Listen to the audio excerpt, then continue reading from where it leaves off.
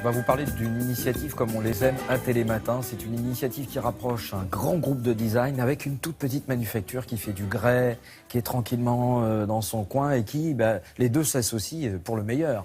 Alors, effectivement, c'est un mariage réussi. C'est une grande enseigne française qui a été créée dans les années 70 par Sir Terence Conran, l'anglais, le fameux grand décorateur anglais. Et cette grande enseigne, eh bien, depuis peu, elle a un directeur artistique qui s'appelle Pierre Favresse, qui est un jeune designer qui a la patate. Elle a à sa tête aussi des gens dynamiques qui vraiment étudient le terrain. C'est-à-dire qu'ils vont travailler avec des fabricants de tissus, ils vont aller aussi dans tous les pays pour acheter des pièces de mobilier. Mais par ailleurs, ils vont recentrer certains besoins en France. Ils font ça au maximum. Et là, effectivement, cette aventure, c'est exactement ça. C'est-à-dire que dans les années 70, Terence Conran, il travaillait déjà avec cette manufacture de Digoin qui fait des grès et poteries. Et la manufacture a été en difficulté. Elle a été reprise il y a 2 ans.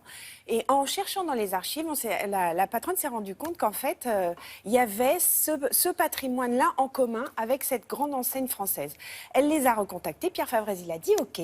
Il a dit on va repartir sur la collection initiale, mais on va travailler après en collaboration ensemble pour aller plus loin. Alors moi, je suis allée à Digoin, en Saône-et-Loire, et je les ai vus tous les deux travailler ensemble. C'était génial. C'est une très belle initiative. Regardez.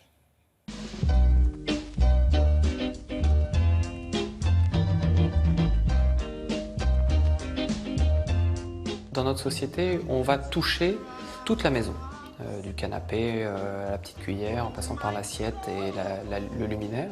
Donc il y a assez de travail pour tout le monde. Et donc ça, c'est très important de travailler avec des designers, des manufactures et d'aller chercher le meilleur des savoir-faire à travers le monde.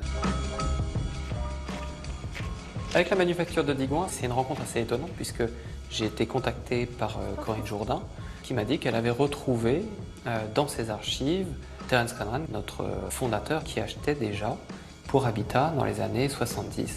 Et il m'a demandé si on voulait recollaborer ensemble. Là, en fait, toi, tu poses toujours ton pot. La collaboration avec Terence Conran a démarré vraiment sur des produits emblématiques de la manufacture, les vinaigriers, le Diable Phénix, qui font vraiment partie intégrante de nos pièces.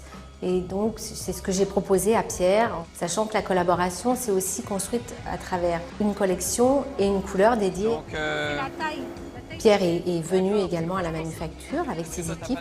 Ça aussi, pour moi, c'est fondamental qu'un éditeur puisse venir voir l'entreprise avec laquelle il souhaite collaborer et surtout voir tous les artisans dans les ateliers. allez, je vais essayer. Hein. J'en ai mis trop, non? Bon, Anna, elle a un meilleur coup de main que moi quand même. Hein. Oh, écoute, moi je trouve ça pas mal. Hein. Pour la première. C'est pas mal, c'est pas mal. Non, mais c'est bien de comprendre le poids. Ouais. Même quand on va faire un dessin, de comprendre ton geste, c'est aussi intéressant parce que tu as des pièces qui doivent être très complexes. Je pense que le travail d'un designer passe aussi par cette collaboration et c'est un travail intuitif entre la matière, entre les personnes.